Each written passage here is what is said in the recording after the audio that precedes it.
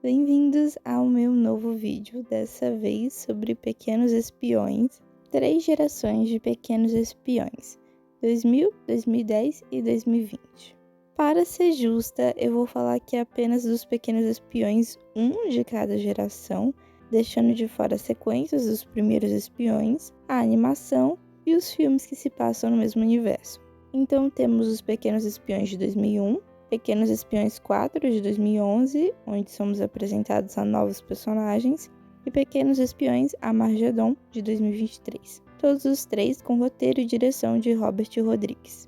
Então, desde o lançamento do primeiro filme, lá em 2001, a cada uma década mais ou menos, foi lançado um novo filme dos Pequenos Espiões, e eu decidi pegar os 3 para analisar e ver as mudanças que tivemos de uma geração para outra, ao se contar a mesma história para crianças de épocas diferentes. Em resumo, todos os 3 filmes focam em uma família nuclear, onde os pais, ou só a mãe, são espiões de uma agência de espionagem chamada OSS. Sempre há 2 irmãos, um menino e uma menina, que não sabem que os pais são espiões, e de 2 de 3, há o dilema entre os pais sobre contar ou não para os filhos que eles são espiões. No segundo ato do filme, um vilão atrás de um MacGuffin coloca os pais em perigo e os filhos inadvertidamente descobrem que eles são espiões. Os pais são sequestrados e as crianças se veem em uma missão de fuga/resgate, onde descobrem mais da vida secreta dos pais e utilizam apetrechos criativos em sua jornada. O que me motivou a fazer esse vídeo comparando as versões foi o fato da palavra gadget aparecer muito no filme de 2023. O que eu achei muito interessante porque mostra como a globalização funciona e como agora as dublagens de filmes infantis têm palavras do inglês naturalizadas no nosso cotidiano. Porque na minha época isso seria traduzido para apetrechos ou acessórios, porque seria 100% certo de que nenhuma criança do Brasil entenderia o que diabos é um gadget, já que o inglês não era uma língua tão presente assim no senso comum. Dito isso, os apetrechos dos Pequenos Espiões da minha época eram muito mais legais. Além disso, minha intenção aqui não é dizer qual filme é melhor e nem por que é o filme de 2001, mas sim apontar pontos positivos e negativos nas 3 obras, enquanto tagarelo sobre mudanças geracionais e reflito sobre o verdadeiro significado de ser um pequeno espião. Então vamos lá, irmãos. Para começar, o ponto-chave de todos os filmes dos Pequenos Espiões são os irmãos, sempre crianças entre 7 e 9 anos. No filme de 2001, acompanhamos Carmen e Juni Cortez. No filme de 2011, acompanhamos os Wilson, com os irmãos Rebecca e Cecil. Já em 2023, temos Patty e Tony Tango Torres. A relação de irmandade é distinta em cada um dos 3 filmes. No primeiro, Carmen e Juni não se dão bem. Carmen está sempre provocando Juni por ele gostar de desenhos animados e ter verrugas nos dedos. Ela chama ele de mão mole, não defende ele na escola e eles estão ativamente tentando se matar, sendo que Carmen derruba Juni de uma altura considerável e Juni tenta tirar um halter na cabeça da irmã. Carmen está o tempo todo brava porque os pais cobram que ela cuide do irmão mais novo e ela precisa abrir mão do seu tempo com as amigas e até de ter um quarto só para ela para ficar cuidando do Juni. Ao longo do filme, eles aprendem a conviver, sendo capazes de sentir orgulho pelas conquistas e preocupação com a segurança um do outro, além de passarem a trabalhar em equipe, reconhecendo os limites e potenciais um do outro, sendo capazes de se apoiarem nos momentos de necessidade, enquanto aprendem a confiar em si mesmos e um no outro. Quantas vezes eu falei um no outro aqui, hein? Eu sinto que Carmen e Juni são mais crianças do que as outras crianças, que chega a ser até irônico, porque dos 3 filmes, eles eram os mais velhos. A coisa é que eles possuíam mais medos e insegurança, o que os torna mais realistas de se acompanhar. Todas as crianças que são espiãs são notoriamente prodígios, e não que Rebecca e Cecil e Patty e Tony não pareçam crianças, mas veja, a Carmen fazia xixi na cama e o Juni tinha pesadelos. Eles são nitidamente só crianças tentando controlar os próprios sentimentos e salvar os pais. Enquanto isso, Tony e Patty não hesitam, não se assustam, eles nem se preocupam se os pais vão ou não voltar para casa. Claro que isso é em partes porque todos os adultos ao redor deles são uns idiotas, mas faz falta na trama essa ingenuidade e insegurança infantil de quem ainda está aprendendo a entender esse mundo confuso onde a gente vive e que torna o filme de 2001 tão adorável de se assistir, seja você uma criança que consegue se identificar com essas sensações ou um adulto que mesmo décadas depois ainda consegue encontrar valor e saudades nessa obra. O filme de 2011 tem a dinâmica de Rebecca e Cecil extremamente mal escrita, porque para mim, telespectadora, eles parecem se dar muito bem. Não é nem de longe a dinâmica problemática de June e Carmen, onde eles poderiam real se machucar e diziam coisas que realmente afetavam e magoavam um ao outro. Para mim, Rebecca e Cecil se dão bem porque eles estão sempre juntos. Em nenhum momento eles tentam se distanciar um do outro ou parecem se incomodar por terem que passar tanto tempo juntos. Enquanto isso era mostrado entre Carmen e June. A Carmen está sempre tentando ir para longe do June. Ou o contrário, a Rebecca é protetora com o irmão e Cecil é paciente com o temperamento à la Carmen Cortez dela. O problema aqui é que o filme tenta passar que eles não se dão bem porque estão sempre competindo um com o outro. O que, ok, daria um conflito interessante, só que a forma como escolheram retratar essa dita competição é na forma de apostas. Rebecca e Cecil sempre fazem apostas. Mas me desculpa, isso pra mim não são eles competindo um com o outro, até porque as apostas tendem a envolver terceiros. Tipo, como eles apostaram se o pai iria ou não ter tempo para ficar com eles. Como isso é competir? Eles só discordaram de uma coisa, o que é perfeitamente normal. Eu imagino que competir seria mais algo como se eles estivessem constantemente apostando para ver quem vai ser o melhor em algo ou quem consegue fazer algo primeiro, o que eles até fazem em certo momento do filme, mas como eles continuam trabalhando juntos com zero espírito competitivo envolvido, fica difícil engolir essa lorota ou se emocionar quando eles viram e dizem um pro outro que vão parar de competir entre si. Mas rapaz, tudo que eles têm feito o filme todo é se apoiarem, fazerem companhia e aconselharem um ao outro. Como é que eles não se dão bem? Fora isso, os dois têm um traço de personalidade cada. Rebecca gosta de fazer pegadinhas e Cecil, eu não sei, realmente não tem nenhuma característica específica dele para citar aqui. A Rebecca ainda tem uma trama ali onde ela não aceita bem a madrasta, mas o Cecil, coitado, ele só tá ali para servir para Rebecca ter uma voz da consciência. Agora, o filme de 2023 para mim traz um respiro bem-vindo do clichê dos irmãos que se odeiam. Porque aqui, Patty e Tony, além de se comunicarem muito bem, também trabalham juntos com muita sintonia.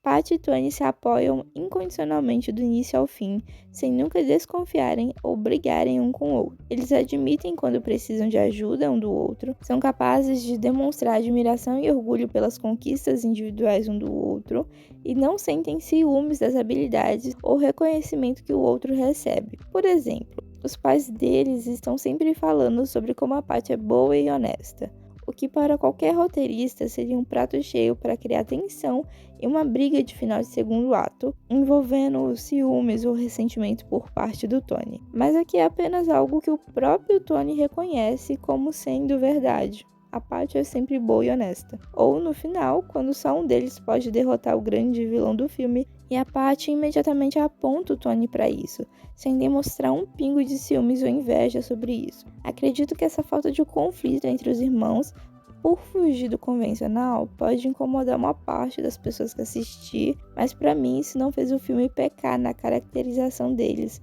porque o principal conflito da relação de Patty e Tony não é a comunicação ou a competição, mas sim uma questão ética. Dizer ou não a verdade, mentir compensa? E, se sim, quando e para quem devemos mentir? A verdade e a honestidade são as formas mais fáceis de se conseguir um mundo melhor? No entanto, embora eu particularmente aprecie a mudança, não significa que ela seja bem feita o tempo todo. Em vários momentos, Patty e Tony discordam das coisas e então a Patty simplesmente faz o que o Tony quer. Tipo, ele sugere algo que ela discorda, ela verbaliza que discorda, mas então eles simplesmente seguem a cena fazendo o que o Tony queria sem mais nem menos. Quem cresceu assistindo Carmen e June se pegando na porrada por qualquer coisinha sabe o quão distoante é isso. Embora Tony e Patty se deem bem, Para mim não faz sentido solucionar todo e qualquer conflito que eles tenham um com o outro, ignorando isso ou só cortando a cena. Problema que também se reflete na relação dos pais. Os pais do filme de 2001 são Gregório e Ingrid Cortez. Eles costumavam ser dois espiões de agências secretas diferentes em uma época onde a política global estava instável e os espiões eram uma força a ser considerada para o transporte, proteção e roubo de informações. Ao receberem a missão de assassinar um ao outro, eles hesitam e se apaixonam, decidindo se casar e abrirem mão da vida de espionagem para serem pais e consultores. Gregório e Ingrid vivem como civis desde que decidiram ter filhos e hesitam em contar para as crianças sobre sua antiga vida dupla porque temem que as crianças se preocupem com a segurança deles quando eles estiverem fora. Eles são pais preocupados que fazem os filhos fazerem exercícios físicos toda manhã, já sabendo que uma situação de emergência poderia surgir e nitidamente se seguram para não saírem do personagem de civis que construíram para não colocarem a família em risco. O Gregório parece tomar a frente das decisões que envolvem as escolhas da família. Por exemplo, ele é quem começa a investigar o caso dos agentes desaparecidos, deixando a Ingrid no escuro sobre isso até que ela questione ele sobre isso. E a Ingrid quer contar aos filhos sobre a vida de espiões, enquanto o Gregório acha melhor adiar. Há também uma questão geracional aqui, porque antes de praticamente todo e qualquer lar ter um computador com internet rápida, a televisão e os videogames eram a tecnologia que fazia a alegria da criançada. Hoje em dia, é frequente vermos pais mandarem seus filhos saírem da frente do celular e do computador. Enquanto 20 anos atrás, o conselho ainda era o mesmo, embora fosse para que as crianças saíssem da frente da televisão. Juni é viciado em um desenho de televisão apresentado por Fegan Floop, que funciona como uma fuga do bullying e do seu sentimento geral de deslocamento com relação à sua família. Em 2011, não temos nada disso. O pai é Wilbur Wilson, um civil que é casado com a espiã aposentada Marissa Cortez, tia de Juni e Carmen. Marissa é a madrasta de Rebecca e Cecil, filhos do primeiro casamento de Wilbur, enquanto ela e Wilbur têm uma filha, a qual eu não faço questão de lembrar o nome e que é completamente inútil na trama. Ah, mas ela é só um bebê. Sabe quem também era só um bebê? Sunny Baudelaire. E ela fazia muita coisa além de gerar piada com teor escatológico. Wilbur é o apresentador de um programa que caça espiões. Por causa disso, ele não tem muito tempo para a família. E é isso. Ele só quer que o programa dele decole, enquanto Marissa se aposentou da vida de espiã e aparentemente se dedica a ser uma dona de casa que tem péssimas relações com os enteados. Wilbur e as crianças não sabem que Marissa é uma ex-agente da OSS e não parece que ela pretende contar, esse conflito nem é apresentado. Tanto quanto a descoberta do marido sobre sua antiga profissão geram algum drama entre ela e o Wilbur, se trata só de uma cena de briga entre eles que tem zero consequência na trama e zero repercussões para o relacionamento deles. Marissa e Rebecca têm uma relação problemática por conta da mãe falecida da Rebecca, mas parece tão gratuito. A Marissa realmente não é uma madrasta ruim. Eles mencionam o fato dela sempre se atrasar, mas a única vez onde mostram a Marissa se atrasando é quando ela ainda era agente da OSS, e isso é um ano antes do momento onde o filme se passa. Depois disso tem toda a questão do colar, onde a Marissa dá um colar para a Rebecca e depois pede ele de volta, mas isso é um caso isolado e que acontece quando a Marissa é forçada a retornar à OSS pelas circunstâncias. Então, até esse momento específico, a Marissa realmente foi uma madrasta presente e dedicada, o que só torna a Rebecca uma criança chatíssima de se acompanhar. Eu até falaria da relação da Marissa e do Cecil, mas além dele não ter personalidade, ele também não tem drama com a Marissa, porque Robert Rodrigues parece incapaz de escrever uma relação pai e filha ou mãe e filho. Em mais de 20 anos escrevendo para a franquia Pequenos Espiões, ele nunca conseguiu escrever uma trama que mude um pouco a forma como as dinâmicas se desenrolam. É sempre a filha interagindo mais com a mãe e o filho interagindo com o pai. Wilbur é um idiota que no ato final repentinamente aprende alguma arte marcial, Não tem uma cena dele e da Marissa que os tornem minimamente críveis como casal, e eu ainda quero saber como o trabalho dele é caçar espiões, quando teoricamente os espiões deveriam ser secretos, as pessoas não deveriam saber que eles existem. Os pais de 2023 são Terence Tango e Nora Torres, e eles não são personagens ruins, mas eu não sei se o que eu vou falar vai fazer sentido, mas eles parecem personagens adultos escritos para crianças gostarem deles, e não para se parecerem com adultos. Ingrid e Gregório eram personagens muito realistas, e embora estivessem em um filme infantil, eles se comunicam como adultos. Eles são rígidos quando precisam ser.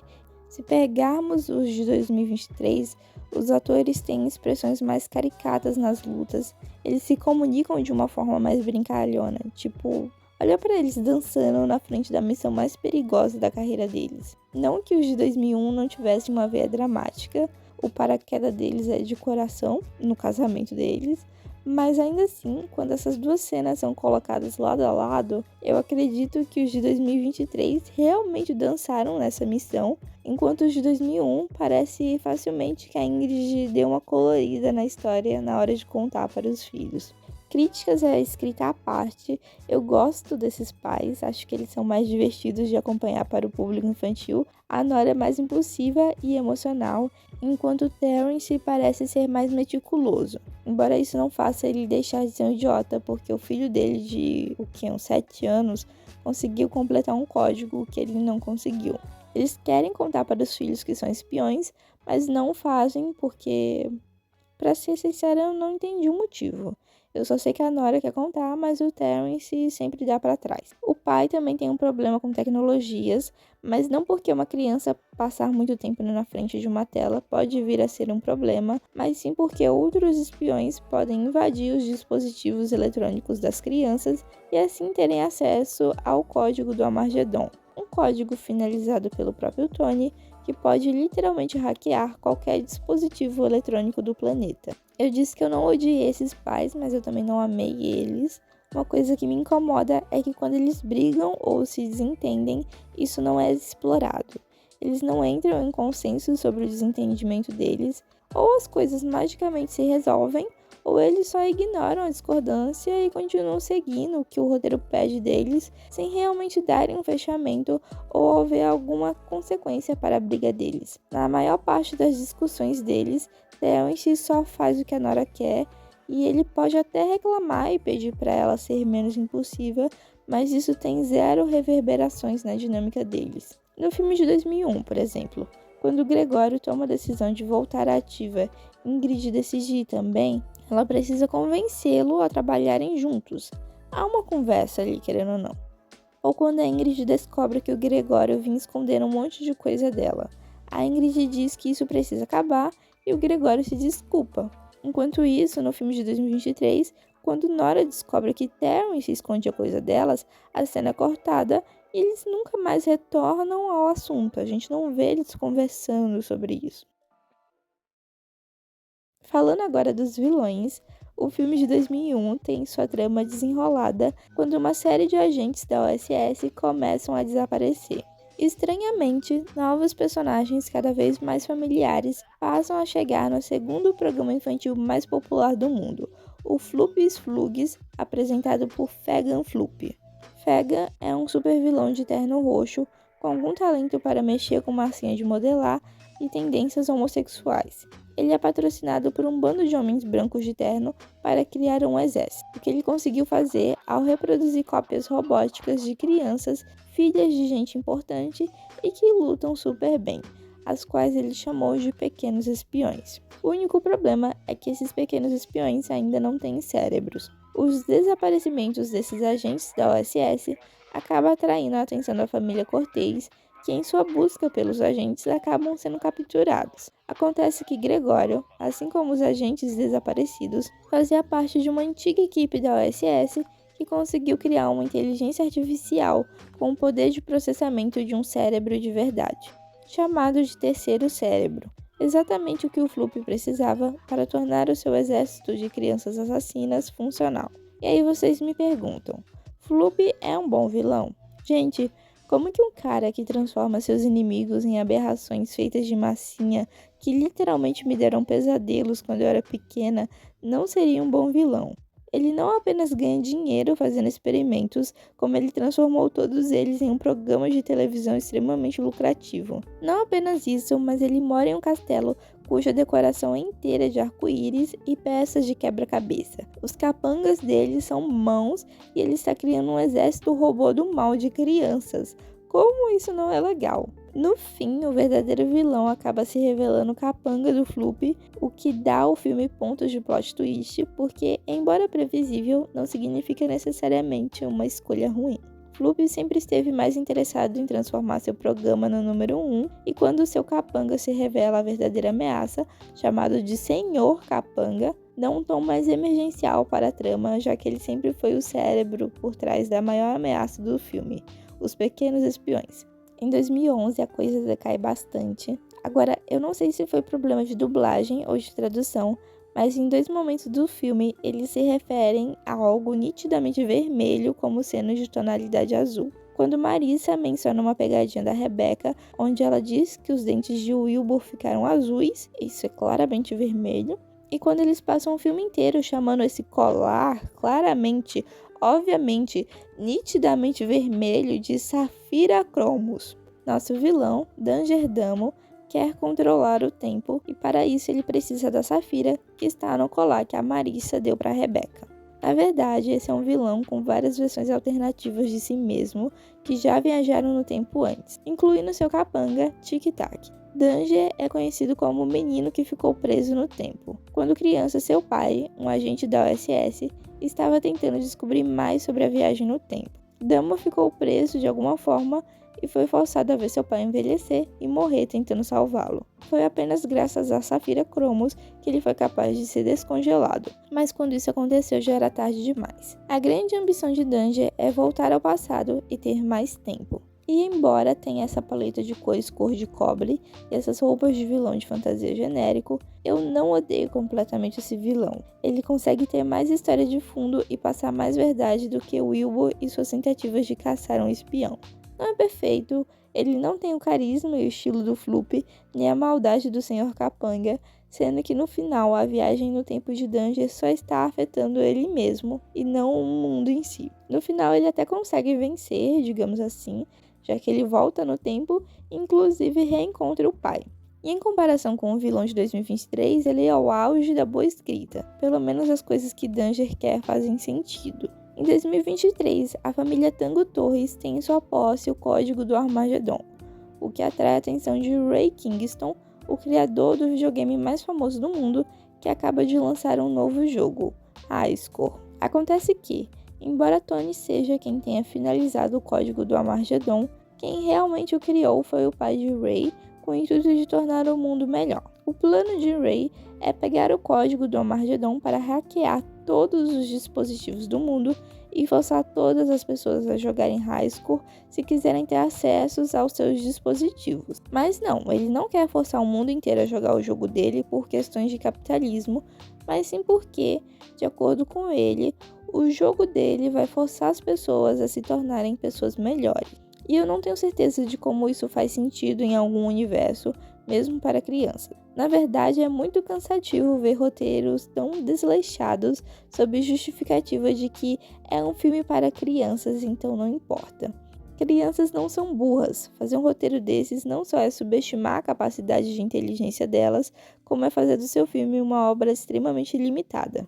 Dito isso, para ter acesso ao código do Armagedon, Ray invade a casa da família Tango Torres, o que daria certo, exceto que Nora divide o código na metade, deixando a outra metade no colar de Patty e enviando os filhos para um lugar seguro. No entanto, quando o lugar seguro é inevitavelmente invadido e longe de seus pais, Tony e Patty decidem se tornar super espiões e embarcam em uma missão de resgate. Agora, Kingston é um bom vilão? Claramente não. Além desse plano estúpido, me mata a falta de personalidade e esse visual genérico, cujo único adereço minimamente chamativo é essa breguice no braço dele. Os capangas dele também não me irritam, o traje do mal deles é uma armadura de cavaleiro genérica ou eles são esqueletos robôs. As motivações do Kingston são bobas, a personalidade dele tem a profundidade de uma tampa de garrafa e ele não é nem um pouco visualmente atrativo. Lembrando que eu não estou falando da aparência do ator, mas sim de sua caracterização. Estamos falando de um personagem que está dentro de um videogame. Se há um vilão para ser excêntrico, é esse. Onde estão os cabelos espalhafatosos e os visuais icônicos? O que, devo lembrar, foi isso que tornou não apenas Pequenos Espiões, mas também Shark Boy e Lava Girl tão icônicos e memoráveis até hoje. O que me leva a falar dos cenários. O que me fez passar um final de semana inteiro maratonando Pequenos Espiões, em vez de fazendo trabalho da faculdade para gravar esse vídeo, foram os cenários. Gente, me diz, como é que você faz um filme para criança cujo terceiro ato inteiro se passa literalmente dentro de um videogame e você me faz tudo ser da cor do concreto? É tudo tão terrivelmente monocromático nesse filme, é escuro e sombrio. Eu sinto que é apenas pedra fria e concreto áspero. É como se para dirigir esse filme, Robert Rodrigues voltou no tempo e a única criança que ele consultou foi uma que cresceu nos horrores da Segunda Guerra Mundial, porque a gente está falando do mesmo homem que escreveu, dirigiu e editou Pequenos Espiões 3, que também se passava em um videogame. E olha como esse filme é colorido e cheio de vida. Então, o que deu errado nesse Pequenos Espiões de 2023?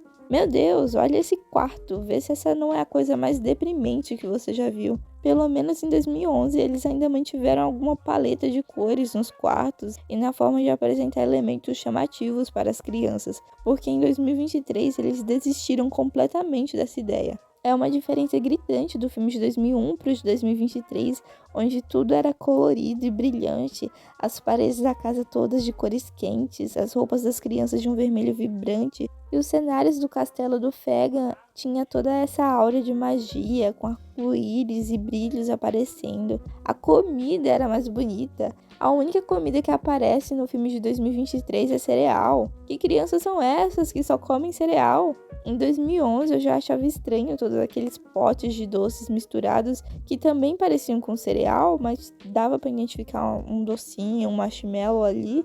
Aqui em 2023 é só aveia e cereal. Coisa triste. Além disso, o que a OSS tem contra a comida de sal? Eu só lembro do hambúrguer da Carmen e do Juni, mas de resto é só açúcar que eles dão para essas crianças. Que loucura é essa de achar que criança não gosta mais de cor? Esses espaços escuros e mortos, esses cenários onde tudo é pedra e madeira, é tão bizarro.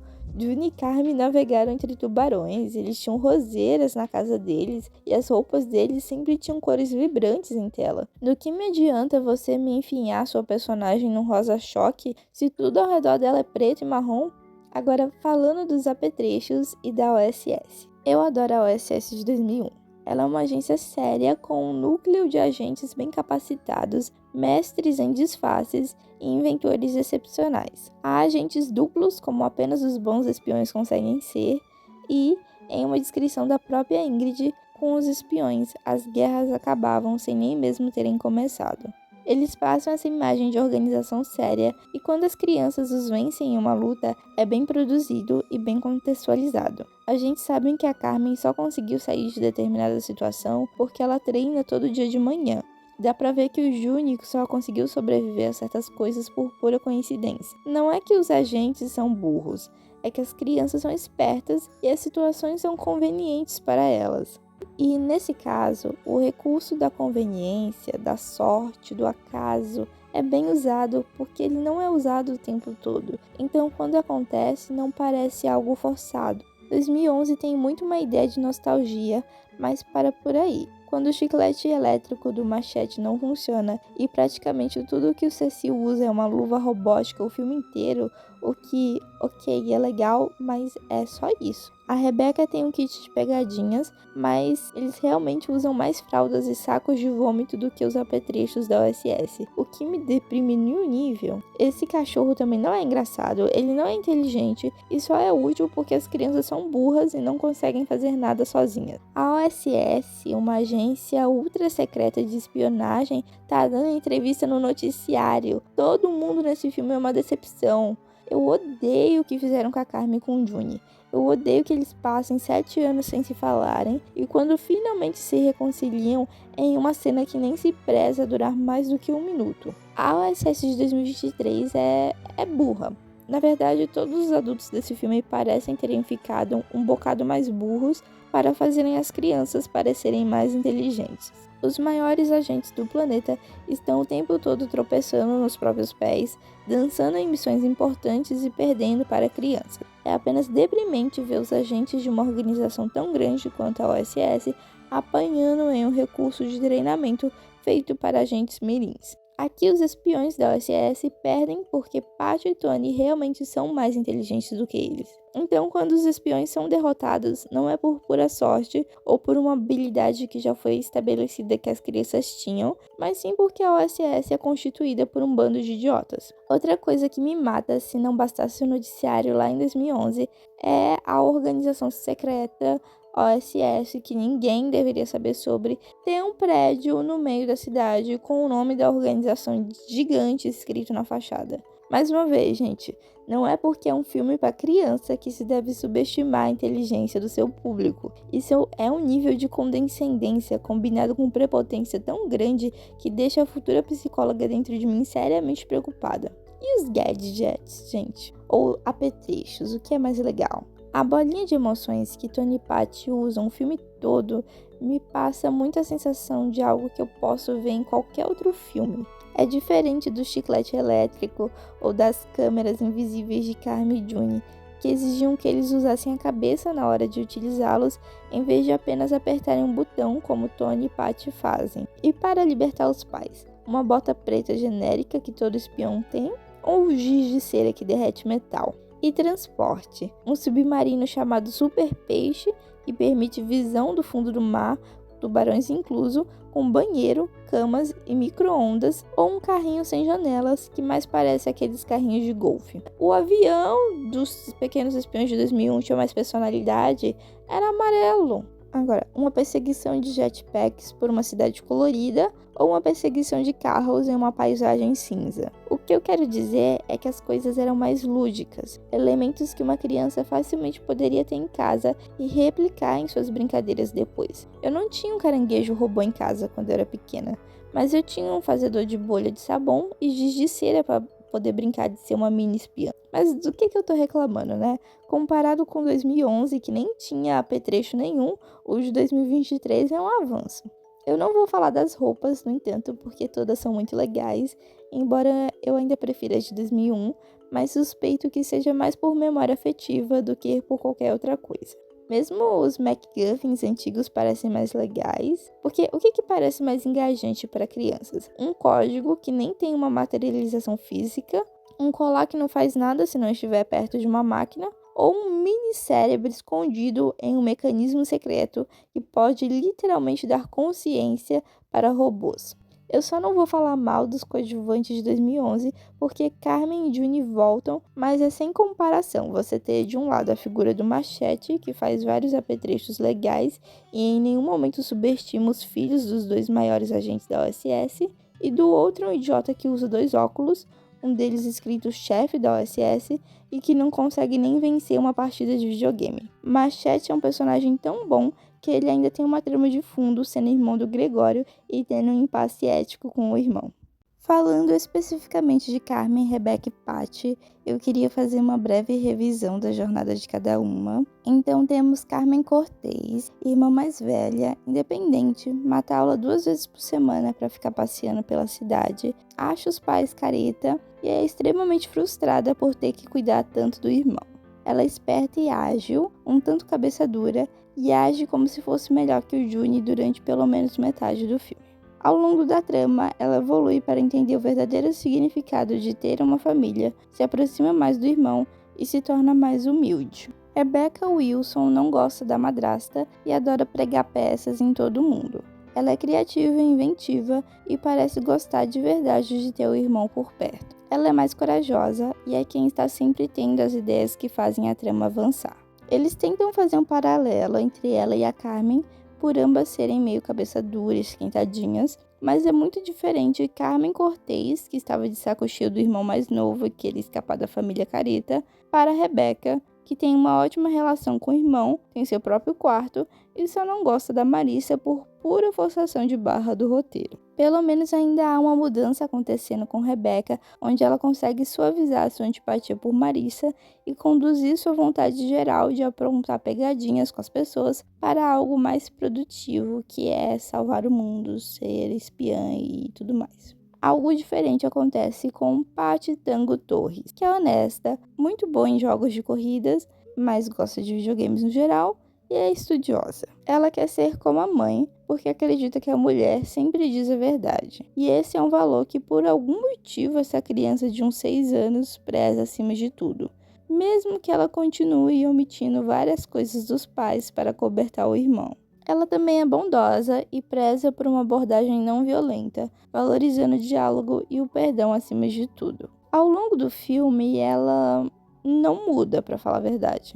Ela demonstra já saber criar planos desde o início, e durante o filme ela aprende a lutar e a ser uma espiã, coisa que ela achava que nunca seria, porque de acordo com o filme, um bom espião sempre mente. Mas a verdade é que as pessoas do filme é que mudam, aprendendo com a Paty o valor da comunicação e da honestidade. Vocês também acham que ela é perfeitinha demais? Tipo, essa criança não chora por estar sendo atacada por robôs do mal, não se desespera por perder os pais, ela não tem defeitos, então ela não tem uma mudança. Vejamos a Carmen. O fato dela ser tão teimosa faz com que em vários momentos ela acabe se precipitando e machucando as pessoas com isso, como a forma como ela continua insultando o Juni, ou quando ela ainda usa a pulseira da OSS, se recusando a ouvir o Juni quando ele diz que pode ter um rastreador ali. Isso afeta ainda mais a dinâmica já tensa dela e do irmão, além de atrair os pequenos espiões do Floop direto para eles. O que eu quero dizer é que esses defeitos são bem-vindos. Eles tornam seus personagens humanos, ajudam a fazer o público ter mais empatias por eles e engajar mais com a história desses personagens, além de fazer a trama acontecer. Paty não tem defeitos, enquanto os defeitos da Rebecca só tornam chata e reclamona, o que faz de Carmen Cortez a minha pequena espiã preferida por ser amável mesmo em suas falhas. Falando dos meninos, Juni, Cecil e Tony, Juni Cortez está sempre com medo. Por causa disso, as mãos dele estão sempre suando e ele tem verrugas nos dedos. Ele gosta de desenhos animados e de desenhar. Nunca é exatamente verbalizado, mas eu sinto que ele tem uma grande admiração pela irmã mais velha. Ele imita as pessoas muito bem, o que, diga-se de passagem, é um recurso muito bem aproveitado tanto no primeiro filme como no segundo. O Juni é esperto para criar planos e usar os apetrechos capengas do Machete para escapar. E ao longo do filme ele aprende a não ter medo e a confiar mais em si mesmo. Então há um crescimento do personagem, onde ele aprende a ser mais seguro de si. Cecil Wilson gosta de fazer apostas com a irmã e o aparelho auditivo dele é mais útil e mais usado do que qualquer outro apetrecho do filme. Eu vim aqui me retratar com o Cecil também, porque eu disse que ele não tinha personalidade, mas aí eu fui reassistir o filme enquanto eu estava editando. Uma semana depois eu descobri uma coisa sobre ele, que ele é muito inteligente aparentemente, porque ele lê livros de física quântica e também ele desvenda códigos. Aquele meme de habilidade quebrar códigos. Então tem 3 momentos do filme onde ele quebra um código, mais especificamente é anagramas, que o vilão desse filme gosta muito de anagramas. Cecil gostaria de ser como o pai, eu não sei porquê. Ele não tem interações com a Marissa, com 0 defeito e 0 ambição. Dessa forma, ele não muda ao longo do filme, o seu crescimento não parece orgânico e nem satisfatório de acompanhar. Eu sinto que o filme apostou muito nessa ideia de que o Cecil e a Rebecca estão sempre competindo. Então toda a mudança que acharam que seria necessário para os personagens ao longo da trama seria só eles decidindo que não vão mais competir um com o outro. Só que realmente não tem impacto quando a competição deles não era realmente nociva, assim, né? Não gera intriga, não gera mágoa, não faz eles errarem. Tony Tango Torres é um mentiroso, fã de videogames e sempre trapaceia para ganhar. Ele nunca demonstra sentir medo ou culpa pelas atitudes que toma. Não há consequências para nenhuma das mentiras que ele conta. É literalmente culpa dele que metade do mundo esteja sendo hackeado pelo vírus Armagedon, mas em nenhum momento ele parece realmente contemplar o peso das suas ações. Embora ele não faça esse processo, de assumir responsabilidade pelos erros dele, há uma mudança que acontece, já que ao longo do filme ele aprende com a Patty a valorizar a honestidade e consegue se beneficiar disso após passar o filme contando mentiras. Ele admira a irmã, admite precisar dela e sempre reconhece e elogia a Patty, o que é muito fofo de se assistir, além de que em nenhum momento ele ri ou a desvaloriza por sua tendência a sempre ver o lado positivo das coisas e querer combater super vilões megalomaníacos do mal com o poder do diálogo. Tanto quanto eu não acho que o Tony seja um personagem bem escrito, em um filme onde todos os adultos são burros e a trama é sempre conveniente, ele é um personagem que consegue fazer sentido nesse mundo. Ele é bom em videogames e o inimigo é o rei dos videogames. Ele é bom em programação e a trama inteira envolve programação. Ele aprende a ser honesto e é isso que salva ele e a família no final. Ele tem uma mudança, ele tem um crescimento, então é uma grande evolução. E eu só gostaria que ele tivesse um pouco mais de defeitos ou que houvesse alguma consequência real para os defeitos que ele já tem, fazendo de Juni Cortez, na minha opinião, o melhor pequeno espião. Dito tudo isso, eu gostaria de agradecer a quem ouviu até aqui. A verdade é que eu não tenho uma resposta para o porquê os filmes infantis têm se tornado tão escuros, ou sobre o que houve com a escrita de Robert Rodrigues, que parece não saber mais escrever crianças, mas talvez tudo isso seja simplesmente porque eu não sou mais criança e as coisas tenham mudado sem que eu me desse conta.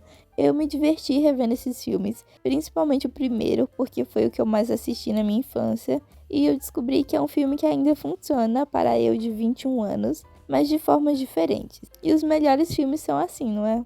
Tem filmes que eu assisti quando eu era pequena e que hoje, quando eu os revejo, vejo o quanto eles eram realmente bobos, enquanto outros têm o poder de me surpreenderem das mais deliciosas formas. Fica aqui esse vídeo de 30, 40, 50 minutos saudando a OSS e seus pequenos espiões que transcendem gerações. Muito obrigada a quem chegou até aqui e até um próximo vídeo.